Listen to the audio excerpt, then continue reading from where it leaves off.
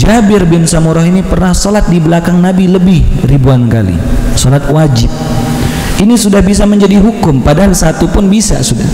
Beliau salat di belakang Nabi, Nabi jadi imam.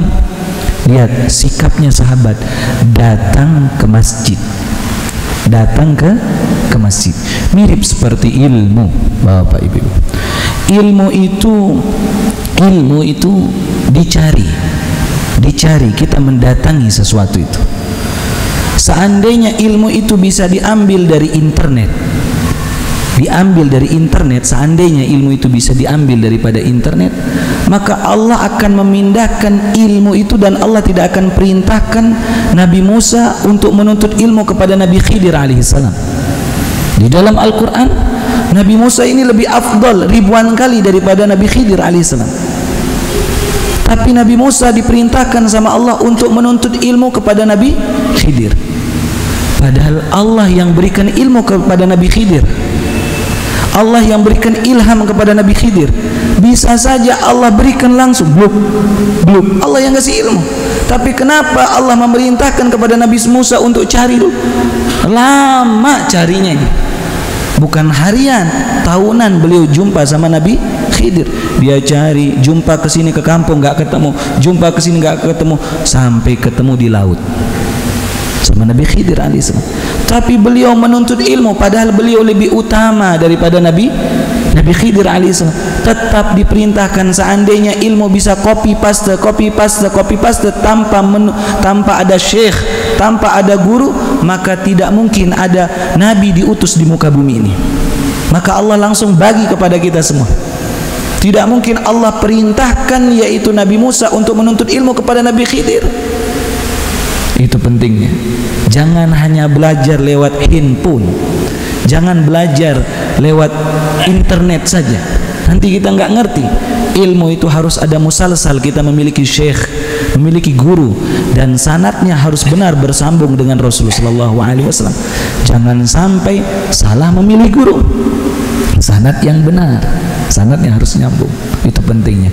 Nah, ini dalam hadis ini Jabir, sahabat Nabi, datang ke masjid, padahal beliau bisa saja sholat di rumah. Bisa apa tidak? Bisa. Ini menandakan laki-laki lebih ditekankan untuk sholat ke masjid. Beliau bisa sholat, beliau punya istri, bukan kita saja yang punya istri. Beliau punya anak, tapi ditekankan beliau tetap sholat di belakang Rasul sallallahu alaihi wasallam. Terus Bismillahirrahmanirrahim.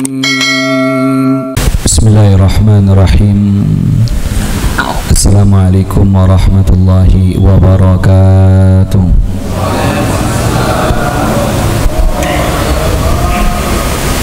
Alhamdulillah wassalatu wassalamu ala sayyidina Muhammadin wa ala alihi wa sahbihi ajma'in, amma ba'du. Bapak-bapak, ibu-ibu yang dimuliakan oleh Allah Subhanahu wa ta'ala, pertama-tama bersyukur pada Allah Subhanahu wa ta'ala pada malam hari ini kita diberikan kesempatan oleh Allah Subhanahu wa ta'ala untuk kembali lagi duduk di majelis hadis Rasulullah sallallahu alaihi wasallam. Kita berdoa kepada Allah Subhanahu wa ta'ala, semoga kita semua yang hadir di tempat ini dipanjangkan umur sama Allah Subhanahu wa ta'ala, dimurahkan rezeki Allah Subhanahu wa ta'ala, hajat-hajat kita dipercepat sama Allah Subhanahu wa ta'ala, dipermudah Allah Subhanahu wa ta'ala, keturunan dan keluarga kita jadikan saleh dan salihah, dan kita meninggal dalam kondisi husnul khatimah. Bismillahirrahmanirrahim. Bapak-bapak, ibu-ibu yang dimuliakan oleh Allah Subhanahu wa ta'ala, kita akan melanjutkan kajian kita dalam kitab Riyadhus Shalihin dalam bab fil iqtisad fil ibadah. Bismillahirrahmanirrahim. Bab ke-14, bab tidak berlebihan dalam melakukan ketaatan. Bab tidak berlebihan ketika melakukan ketaatan. Perlu digarisbawahi bapak-bapak, ibu-ibu, maksud daripada judul ini berlebihan sampai mengurangi hak di dalam diri kita, hak di dalam keluarga kita, hak kepada tetangga, hak kepada orang lain, sampai kita tidak memberikan hak-hak mereka, sampai sibuk hanya untuk beribadah kepada Allah. Masing-masing memiliki hak. Mata kita ada haknya untuk tidur, keluarga kita ada hak untuk diperhatikan, teman kita ada hak untuk duduk bersama kita, bahkan tetangga kita pun memiliki hak untuk dikunjungi, untuk diberikan sesuatu. Hal-hal seperti itu yang disebut hablum minan nas ini termasuk juga ibadah besar. Ibadah itu bukan ibadah nafsiyah saja, ibadah sendirian saja, tapi ibadah juga berjumpa dengan manusia, ini termasuk ibadah yang besar. Termasuk ketika kita ada jenazah di masjid kita yang kita cintai ini, dari warga kita di Karangpanas, kita datang, jangan sampai sibuknya kita terlalu hal, baik bentuknya ibadah atau bentuknya dunia, sampai tidak dapat menghadiri hak sesama manusia kita. Ada orang sering puasa, sampai-sampai setiap diundang dia selalu mengatakan saya puasa. Tidak pernah dia mencicipi makanan ketika dia diundang. Maka ada hak ketika kita mencicipi makanan sedangkan kita puasa sunnah, ada hak kita ini untuk mencicipi makanan mereka, untuk menyenangkan hati mereka. Ada hak hati kita untuk direhatkan sebentar, yaitu untuk diajak tertawa tapi tidak berlebihan, untuk berlibur. Ada hak daripada hati kita juga, untuk supaya dia jangan menjadi orang yang berlebihan di dalam bentuk sesuatu. Maka lebih baik itu awsat, yaitu pertengahan, itu yang terbaik. Suatu ketika Rasulullah SAW masuk ke dalam masjid, melihat antara sariyah dengan sariyah, tiang dengan tiang, ada tali. Maka Rasulullah SAW bertanya dulu, tali apa ini? Itu sunnahnya. Sebelum kita melarang atau menegur, memberi nasihat kepada seseorang, kita disunnahkan ada namanya sunnah takriri. Sifat Nabi Muhammad SAW menanyakan dulu. Jangan sampai kita langsung memarahi seseorang ketika kita mendapati kesalahan. Maka ketika pada saat tersebut ditarik pada saat tersebut, maka Rasul mengatakan, siapa miliki tali ini? Talinya punya Zainab ya Rasulullah. Zainab punya ya Rasulullah. Untuk apa tali ini? Maka di dalam hadis itu ditentukan bahwa perempuan di zaman Nabi salat di masjid. Salat di masjid. Di zaman Sayyidina Umar baru, zaman Khulafaur Rasyidin baru, yaitu terjadi salatnya perempuan lebih baik di rumah. Tapi bukan berarti ada larangan seorang perempuan salat ke masjid, tidak ada larangan sedikit pun. Maka kata Rasulullah SAW, beliau mengatakan, hulluh, lepaskan tali itu. Disuruh lepaskan. Kalau sudah datang mengantuk, Zainab ini pegang tali itu. Salat apa? Jelasnya bukan salat wajib ini. Kalau salat wajib dia pasti berjamaah. Sahabat-sahabat tidak lihat kejadian itu. Ini kejadian ketika beliau salat sunnah. Hulluhu, kata Rasul, lepaskan itu tali. Kalau udah mengantuk ya sudah istirahat. Ada hak mata kita, jangan sampai kita yaitu ibadah berlebihan. Tetapi ibu-ibu, bapak-bapak, perlu juga digarisbawahi. Seringkali orang mengatakan ketika baru bangun daripada tidur mau salat tahajud, begitu dia menguap ngantuk, lalu dia mengatakan, ini saya sudah ngantuk harus tidur. Bukan. Ada ngantuk asli, ada ngantuk yang bukan asli. Sebagaimana fajar, ada fajar sodik, ada fajar kadzib kalau di dalam fikih. Kalau fajar itu subuh, fajar itu yang terbentang dari ufuk, dari pojok. Kalau fajar sodik itu terbentang dari ufuk, melebar sampai putih. Di sini hitam, putih, masuk subuh. Ada fajar kadzib, kadzib itu bohong, yaitu seperti bintang berekor, meluncur lurus saja, baru terbuka putih, ini putih, hitam, ini balik lagi dia hitam, gelap. Ini fajar kadzib. Begitu juga ngantuk, ada ngantuk asli, ada ngantuk nggak asli. Apa contoh ngantuk nggak asli? Ngantuk ketika pengajian. Tadi nggak ngantuk kita, begitu pengajian ngantuk. Ini harus dilawan. Ada orang begitu dia mau sholat tahajud nguap, tapi pas naik ke tempat tidur nggak ngantuk. begitu pegang HP nggak ngantuk. Ngantuk seperti ini harus ada dorongan yang kita lawan. Jangan sampai kita terbawa dengan sesuatu itu sampai mengikuti apa yang ada di dalam diri kita yang kurang baik. Justru kita melawannya supaya menjadi yang baik.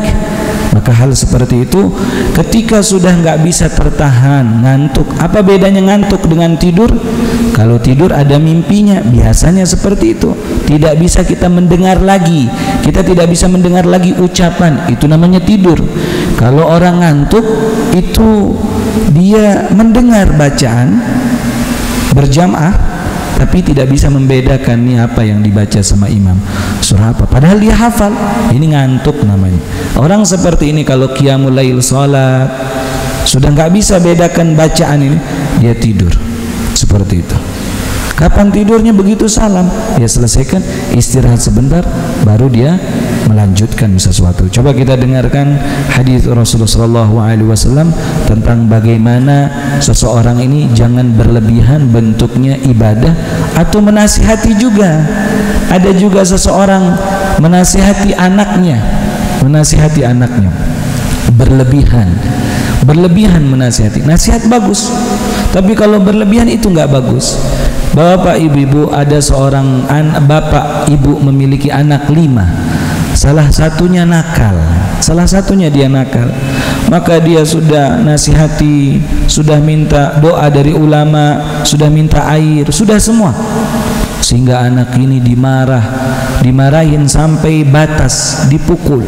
Kita bersyukur kepada Allah, yang penting anak itu masih pulang ke rumah kita, itu kita syukuri.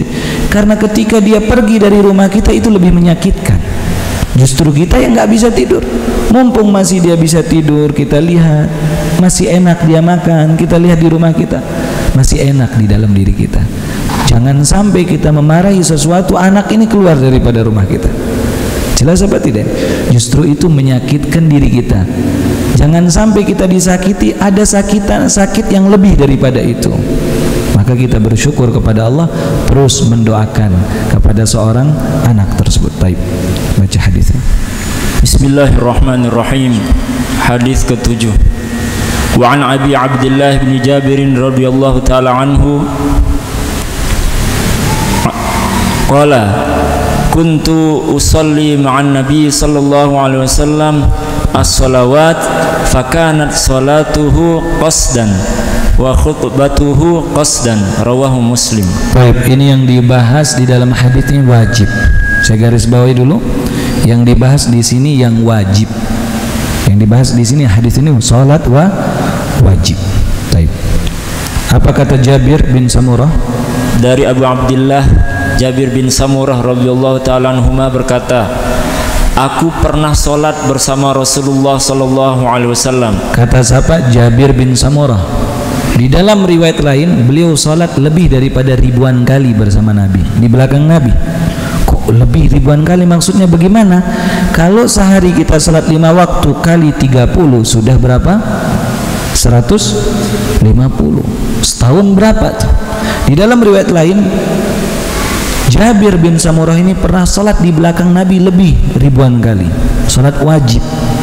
Ini sudah bisa menjadi hukum, padahal satu pun bisa sudah. Beliau salat di belakang Nabi, Nabi jadi imam. Lihat sikapnya sahabat, datang ke masjid, mirip seperti ilmu, Bapak Ibu. Ilmu itu dicari, kita mendatangi sesuatu itu. Seandainya ilmu itu bisa diambil dari internet, seandainya ilmu itu bisa diambil daripada internet, maka Allah akan memindahkan ilmu itu dan Allah tidak akan perintahkan Nabi Musa untuk menuntut ilmu kepada Nabi Khidir alaihissalam. Di dalam Al-Quran Nabi Musa ini lebih afdal ribuan kali daripada Nabi Khidir alaihissalam. Tapi Nabi Musa diperintahkan sama Allah untuk menuntut ilmu kepada Nabi Khidir, padahal Allah yang berikan ilmu kepada Nabi Khidir, Allah yang berikan ilham kepada Nabi Khidir. Bisa saja Allah berikan langsung, bluk, Allah yang kasih ilmu. Tapi kenapa Allah memerintahkan kepada Nabi Musa untuk cari dulu? Lama carinya ini. bukan harian, tahunan beliau jumpa sama Nabi Khidir. Dia cari, jumpa ke sini ke kampung nggak ketemu, jumpa ke sini nggak ketemu, sampai ketemu di laut sama Nabi Khidir alaihissalam. Tapi beliau menuntut ilmu, padahal beliau lebih utama daripada Nabi Khidir alaihissalam. Tetap diperintahkan, seandainya ilmu bisa copy paste tanpa ada syekh, tanpa ada guru, maka tidak mungkin ada nabi diutus di muka bumi ini. Maka Allah langsung bagi kepada kita semua. Tidak mungkin Allah perintahkan yaitu Nabi Musa untuk menuntut ilmu kepada Nabi Khidir. Itu pentingnya. Jangan hanya belajar lewat handphone, jangan belajar lewat internet saja, nanti kita nggak ngerti. Ilmu itu harus ada musalsal, kita memiliki syekh, memiliki guru, dan sanadnya harus benar bersambung dengan Rasulullah SAW. Jangan sampai salah memilih guru. Sanad yang benar, sanadnya harus nyambung. Itu pentingnya. Nah, ini dalam hadis ini Jabir, sahabat Nabi, datang ke masjid. Padahal beliau bisa saja sholat di rumah. Bisa apa tidak? Bisa. Ini menandakan laki-laki lebih ditekankan untuk sholat ke masjid. Beliau bisa sholat. Beliau punya istri, punya istri. Bukan kita saja yang punya istri. Beliau punya anak, beliau punya anak. Tapi ditekankan beliau tetap sholat di belakang Rasul Sallallahu Alaihi Wasallam. Terus.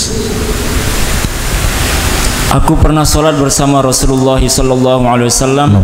Sholat beliau sedang, yakni lihat ini. Untuk usolli ma'an Nabi Sallallahu Alaihi Wasallam as-salawat. Saya sholat di belakang Nabi beberapa sholat, 5 waktu ini. Dalam riwayat lain ribuan sholat beliau sudah sholat di belakang Nabi. Subuh, zuhur, asar, maghrib, isya. Subuh, zuhur, maghrib, isya. Terus.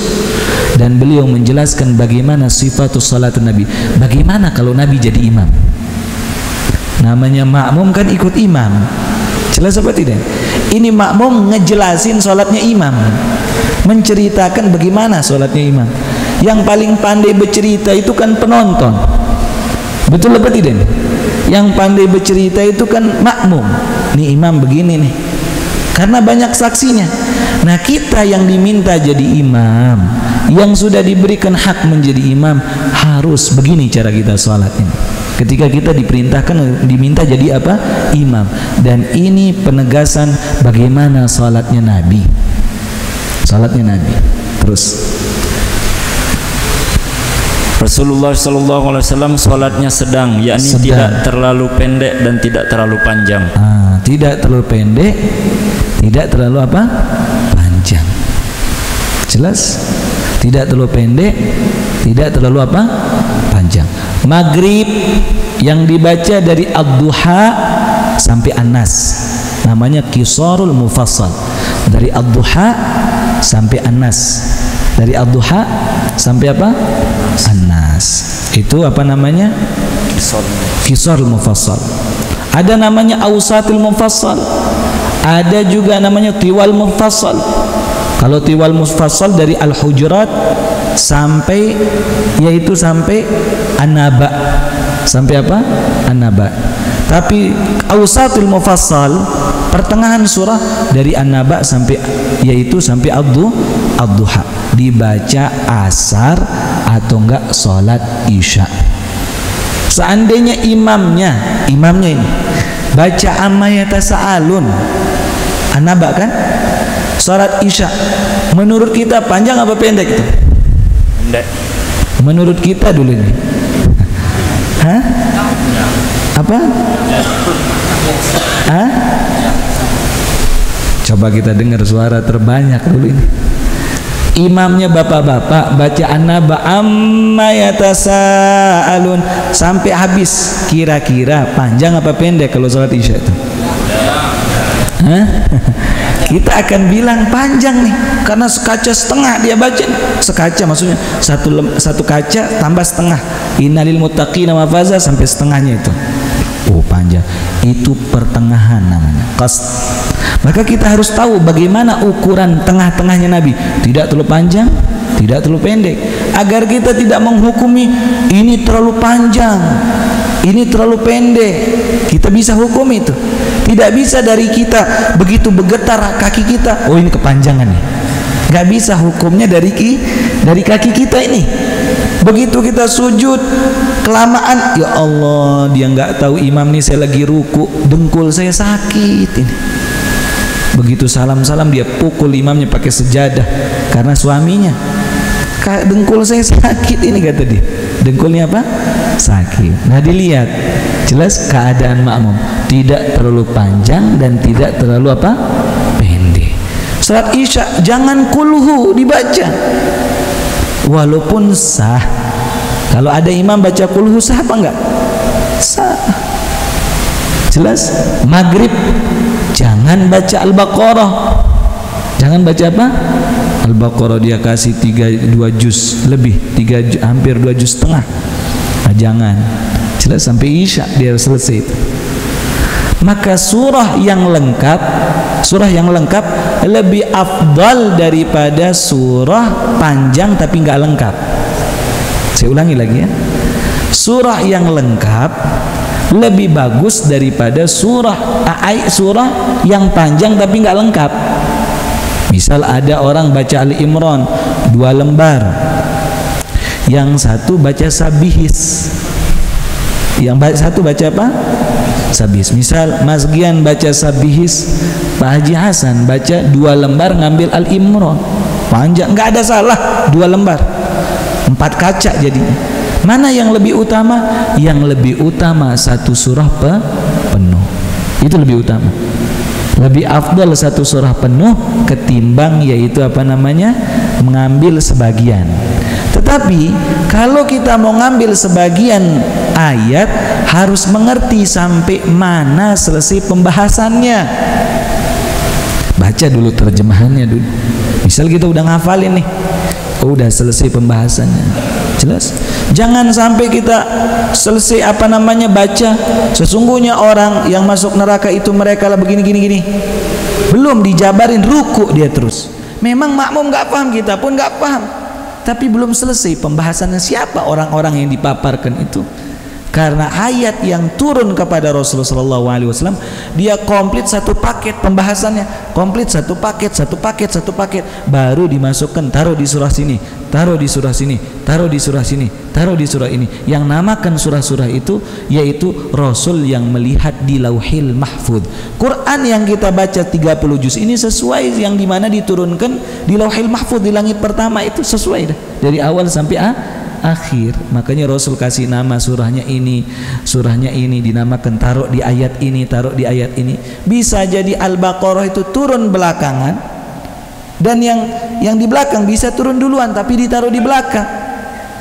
Contoh Iqra bismi rabbikal ladzi, juz berapa itu? Juz berapa? 30. Habis itu Muzammil, Mudaththir, juz 29, tapi turun apa ditaruh di bawah, tergantung memang yang dilihat sama Rasul di Lauhil Mahfudz. Maka kita kalau menjadi imam paling bagus ausat, jangan sampai terlalu panjang, jangan sampai pun terlalu pendek. Kalau maghrib boleh pendek, memang salatnya kalau maghrib pendek. Isya panjangan dikit, subuh lebih panjang lagi daripada apa? Isya lebih panjang sedikit. Jelas? Zuhur sama asar lebih panjang daripada zuhur, asar lebih panjang daripada apa? Zuhur. Jelas apa tidak ini? Panjangin sedikit. Dan ingat, kita kata kalau jadi imam terutama sholat sir, baca doa iftitah. Karena banyak imam dia nggak baca doa iftitah. Kalau sholat zuhur asar, makmumnya bingung, baru setengah saya baca Fatihah udah dia ruku. Oh, mungkin dia baca pendek surahnya mungkin ini. Jelas?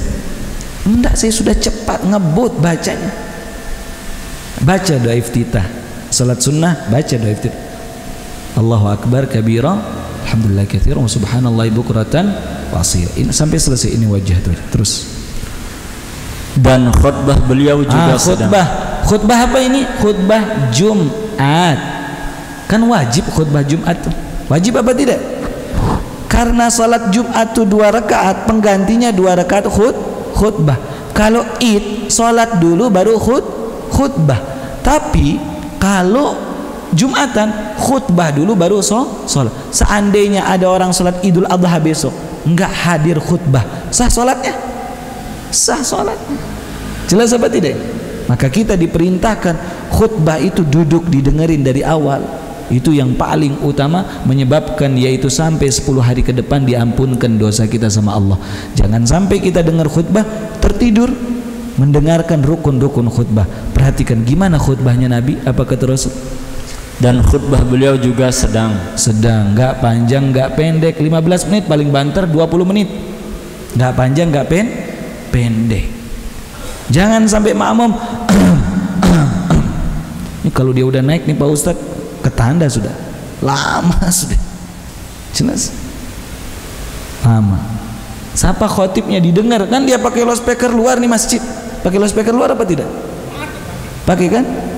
Khutbahnya pakai loudspeaker luar, kedengeran dari apa namanya, dari rumah. Siapa? Oh santai-santai Anda, lama sudah 45 menit khutbah pertama, panjang betul.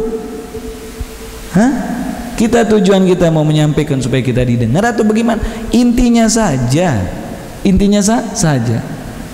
sedang, singkat, tapi nggak terlalu singkat juga. Karena saya pernah hadir di satu tempat Jumatan, duduk pas di depan mimbar, duduk habis salat tahiyatul masjid, duduk habis itu adzan, saya salat qabliyah, duduk. Naik khotibnya, begitu naik khotibnya kurang 5 menit 2 khutbah, kurang 5 menit 2 apa? Khutbah. Kagetnya saya seumur umur cuma sekali begitu. Maka saya tanya, saya punya teman, kenapa begini caranya khutbah? Ustaz, dulu pernah lebih dari segini, lebih dari sini, itu bubar, nggak jadi orang sholat Jumat, dan itu rukunnya saja yang dia baca. Alhamdulillah wassalatu wassalamu ala sayyidina Muhammadin wa ala alihi wa sahbihi ajma'in, ittaqullah. Dia baca seperti itu. Ibadallah, innallaha ya'muru bil 'adli wal ihsan wa ita'i dzil qurba wa yanha 'anil fahsya'i wal munkar wal baghi ya'idzukum la'allakum duduk dia. Saya pun bingung, kalau orang yang di sana enggak bingung. Kurang 5 menit. Paket hemat namanya. Paket apa? Tapi sah, daripada panjang nggak sebutkan rukun. Karena ada orang khutbahnya panjang, rukun dia nggak sebut. Nih hati-hati, sholat Jumat orang nggak sah. Jelas. Khutbah itu bukan seperti ceramah. Kalau saya ceramah begini, ceramah kita ini, kita ceramah, nggak salam juga nggak apa-apa, nggak bilang alhamdulillah juga nggak apa-apa, nggak bilang sebutin ayat juga nggak apa-apa, nggak kasih wasiat takwa juga nggak apa-apa. Tapi jangan main-main di tempat mimbarnya Nabi nih.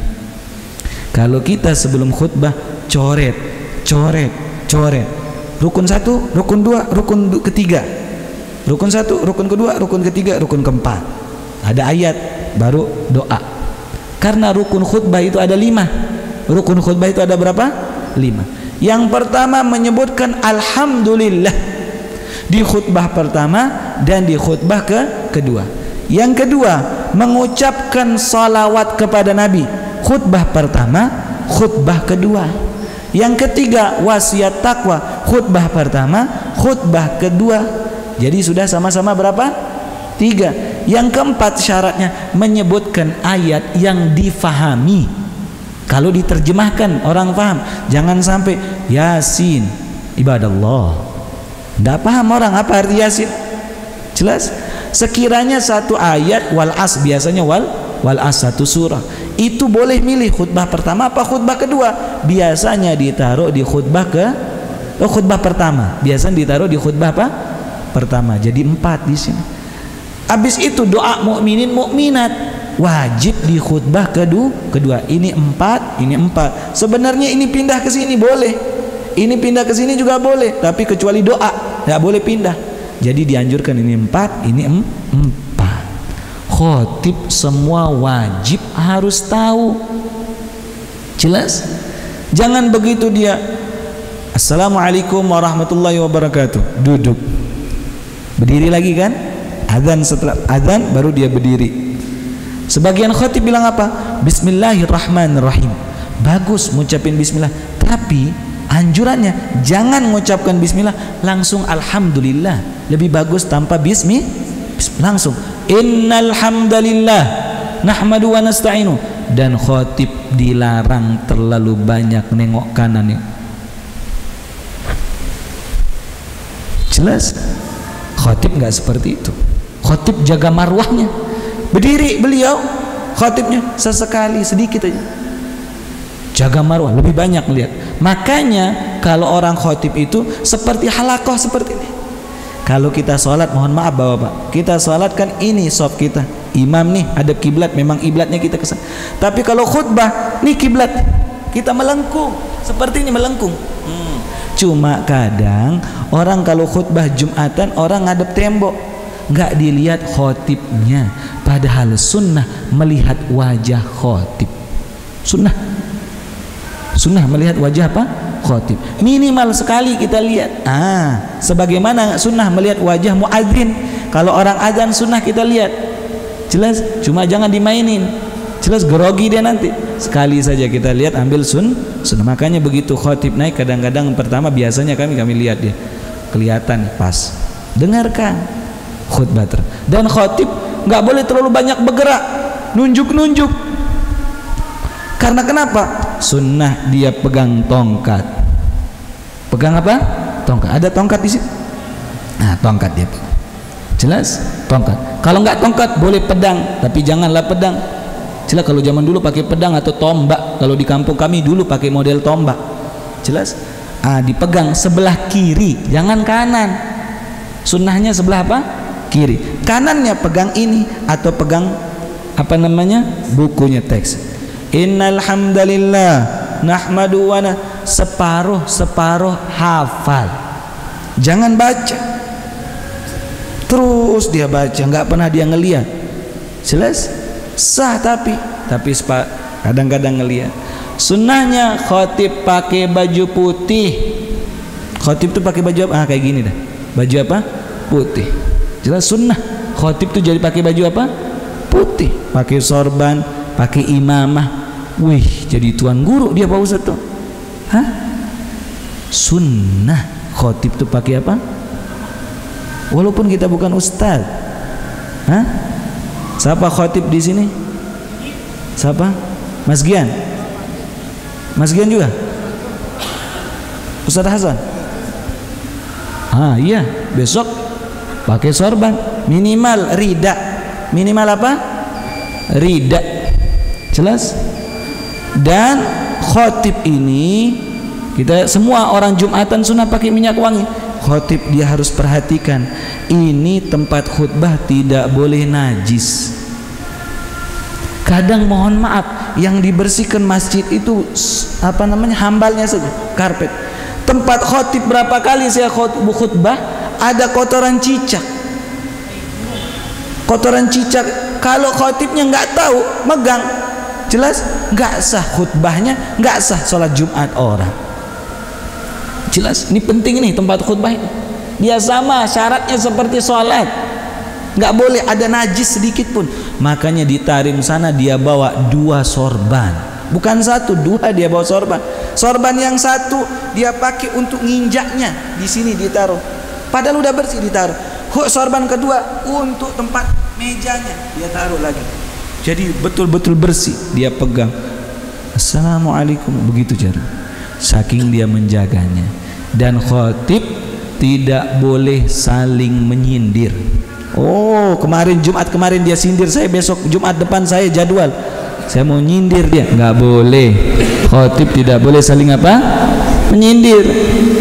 Khotib tidak boleh bahas politik. Yang dibahas misal bulan Dzulhijjah, dia bahas cerita Nabi Ibrahim. Apa kejadian Islam di sana? Misal di bulan Muharram hijrahnya Nabi dibahas.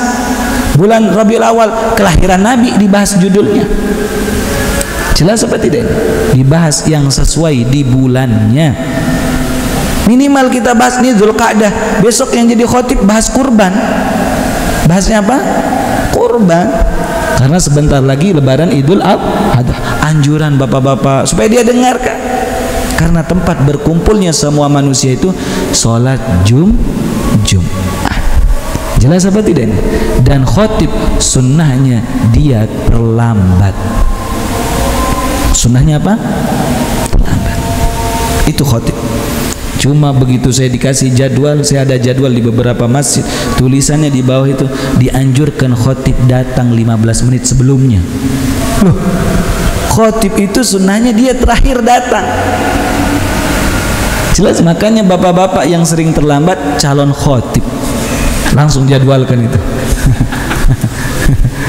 Jelas. Saya pernah praktekkan ini pas Idul Fitri di kampung saya. Pas khutbah Idul Fitri, tumben-tumben saya praktekkan, saya mau coba ini. Di sana mulai Idul Fitri saya masih ingat jam 7.15. Jam 7.15. Saya datang jam 7 lebih 10. 7 lebih apa? 10, kurang 5 menit. Saya mau coba padahal udah siap dari tempat saya, udah pakai gamis, sudah dari awal. Subuh naik udah dari awal. Nanti saya datang 7 lebih. Udah full. Mulai takut pengurus masjid, mana nih ustaz? Jelas mana nih ustaz? Jelas. Begitu saya datang semua orang lihat ke belakang, begitu saya jalan semua bilang, "Ya ke Lembang ustaz." Sejak itu, oh ini tidak ngerti ini berarti. Kebalik yang kita dapati. Oh, kita mau ngamalin sunnah, yang penting saya dapat sekali. Jelas. Memang seperti itu, dianjurkan kita menunggu sesuatu baru ada yang datang. Jangan datang baru kumpul. Seperti itu sunnah. Makanya dianjurkan dibuatkan tempat. Tempat apa? Pintu masuk dari depan. Maka khotib itu nggak masuk dari pintu belakang, langsung dia masuk blok naik. Gitu caranya sunnah. Di sini ada pintu depannya? Nggak ada. Nah, besok dibuat mudah-mudahan. Khusus tempat khotib masuk, blok masuk, naik langsung. Nggak dari belakang. Khusus khotib. Mudah-mudahan bisa diamalkan. Amin ya rabbal alamin. Itu sunnah-sunnah. Bagi yang mau diamalkan boleh, yang nggak diamalin nggak apa-apa. Jelas, tapi diamalkan itu lebih afdal, sunnah lebih bagus. Itu yang kita dapati. Dan khotib baca sabihis dan al-ghasyah ketika jadi apa? Imam. Nih khotibnya Nabi nggak terlalu panjang, nggak terlalu pendek. Padahal yang keluar wahyu saja. Wahyu yang keluar, dan sahabat senang kalau dipanjangin, tapi Rasul nggak panjang, nggak terlalu panjang, nggak terlalu pendek. Coba kalau kita keluarnya wahyu keluar, enggak. Kenapa kita panjang betul sampai sampai hampir lago? Tahu lago? Kan ada mubalik. Apa kata mubalik? Bapak-bapak, ibu-ibu, apa bapak-bapak, barang siapa yang berkata-kata ketika khutbah imamnya, maka sia-sialah. Sebenarnya berkurang pahala Jumatnya. Tapi gara-gara si khotib semua jelas. Nah, kita lihat jamnya juga. Jangan terlalu panjang, jangan terlalu pendek. Tapi alhamdulillah di masjid ini nggak ada yang panjang. Betul apa tidak? Betul, alhamdulillah. Juga jangan terlalu pendek. Jelas, jangan terlalu pendek. Jelas. Yang bukan jadwalnya khotib nggak boleh tidur. Nggak boleh apa? Tidur. Jangan dia didengerin pas dia jadi khutbah, dia nggak jadi khutbah, dia tidur. Nah, ini jangan seperti itu. Terus Bismillahirrahmanirrahim. Hadis sudah azan nih. Sudah azan. Taib, cukup insyaallah besok kita sambung. Baru dapat satu hadis. Berkah betul Karangpanas. Taib. Sebelum azan dipersilahkan dulu kepada bapak ibu-ibu bagi yang mau bertanya. Tapi sebelum pertanyaan, saya mengajak kepada semua bapak-bapak ibu-ibu dan boleh diinformasikan kepada semua warga Karangpanas untuk menyalurkan hewan kurbannya di masjid apa namanya ini? Al-Amin, untuk menganjurkan, yaitu untuk menyalurkan hewan kurbannya, boleh sapi, boleh kambing, boleh onta juga, kalau ada onta lebih bagus. Jelas, di masjid Al-Amin, langsung ke pengurus masjid. Dan saya mengajak kepada bapak ibu, bagi pengurus terutama, malam Rabu, ini malam apa ini? Malam Kamis, malam Rabu depan ini kami buat kajian khusus kurban. Bagaimana cara ngurban, menyembelih, fikih kurban, apakah boleh pakai air masjid, bagaimana caranya supaya sah ibadah kita. Itu di Masjid Monjok, namanya Masjid Al-Mu'min. Nama Masjid Al-Mu'min, Monjok Pemamoran. Satu kali saja kami buat mudzakarah, yaitu mudzakarah khusus fikih tentang kurban. Rasulullah SAW mengatakan, man lahu sa'atan lam yudhi fala yaqrabanna musallana.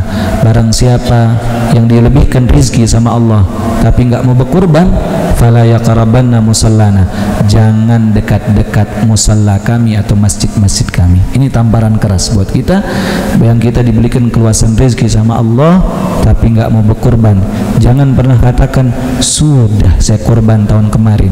Hilangkan ucapan itu, karena rizki setiap tahun kita akan lewati namanya lebaran Idul Adha. Ada rizki, kurban lagi. Ada rizki, kurban lagi. Jelas, lupakan amal kebaikan kita. Jangan pernah sebut sudah tahun kemarin. Jangan sebut lagi. Kalau kita sudah kurban kemarin, jangan pernah sebut lagi amal ibadah kita. Jelas, seperti kita terpaksa. Kalau sudah, ya sudah. Lagi korban setiap tahunnya. Boleh sapi untuk 7 orang. Anjuran kami kalau sudah kelompok tahun kemarin sama yang ini, pindah kelompoknya supaya bisa ketemu sama warganya besok di akhir. Besok tahun depan pindah lagi, besok pindah lagi. Kambing 1 orang atas nama satu orang. Jelas apa tidak ini Bapak Ibu? Baik, dipersilakan lu kepada Bapak Ibu bagi yang mau bertanya. Ada pertanyaan, dipersilakan. Silakan.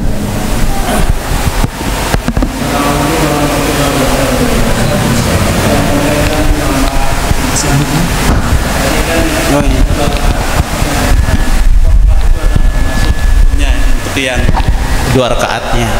Nah, sering terjadi adalah ketika jamaah kita, apalagi tadi dikatakan bahwa ada khotib yang panjang sekali khutbahnya, sehingga jamaah itu ada yang sengaja nunggu di rumahnya. Begitu sudah mau qomat baru dia naik. Nah, bagaimana dengan sekarang terkait untuk sholat Jumatnya yang tadi 2 rakaat? Bahkan tadi dikatakan bahwa sah apa tidak gitu. Ya, jawabannya sah, tapi tidak terdaftar di catatan malaikat. Jadi malaikat itu turun kalau di dalam hadis di pintu-pintu masjid. Maka malaikat mengabsen orang yang hadir Jumatan. Begitu khotib sudah naik ke atas mimbar. Makanya kenapa khotib datang terlambat? Karena buku absen orang yang hadir Jumatan itu ditutup, lalu semua malaikat itu mendengar khutbah lalu mengikuti sholat baru di bawah. Jadi tinggal kita cek, kita ini Jumatan kemarin tuh ilegal apa legal? Jelas? Resmi apa enggak resmi? Jelas, walaupun sah. Kalau kita salat Jumat kemarin datangnya pas qomat, ilegal, nggak resmi, berarti nggak masuk catatan. Walaupun sah salat Jumat, anjurannya kita mendengar khutbah dari awal sampai akhir. Jangan sampai kita datang sedangkan khotib sudah naik di atas mimbar. Mirisnya sekali Bapak Ibu, ketika khotib naik di atas mimbar sekarang waktu ini banyak kami ngelihat belum jumlahnya 40 orang. Jelas apa tidak? Mirisnya di zaman saat ini ada di beberapa masjid khotib naik di atas mimbar belum jumlahnya 40 orang. Kapan dia jumlahnya banyak itu? Kalau udah khutbah kedua, sambil jalan baru datang. Sedangkan khotib dimulai rukunnya innal hamdalillah, yang dihitung 40 itu orang asli sini, bukan daripada orang yang mukim. Apa mukim? Yaitu orang yang niat balik ke tempatnya. Dia tinggal di sini ngontrak atau dia niat balik nanti ke kampungnya. Tapi kalau orang asli sini mustautin namanya, memang dia mau netap sudah di sini, nggak pindah-pindah. Beli rumah dia nggak mau, namanya mustautin. Itu yang dihitung 40. Maka kalau kita merasa mustautin dan sayang sama kampung kita, sayang sama masyarakat kita, datang duluan sebelum khotib naik di atas mimbar. Mirisnya nanti, coba nanti yang jadi khotib begitu salam sambil hitung, perlihat 10, kurang dia 40 nanti. Nanti dia penuh itu pertengahan. Banyak terjadi seperti itu di beberapa masjid. Jelas apa tidak? Baik, ada pertanyaan lagi? Ada? Ibu-ibu ada pertanyaan? Silakan.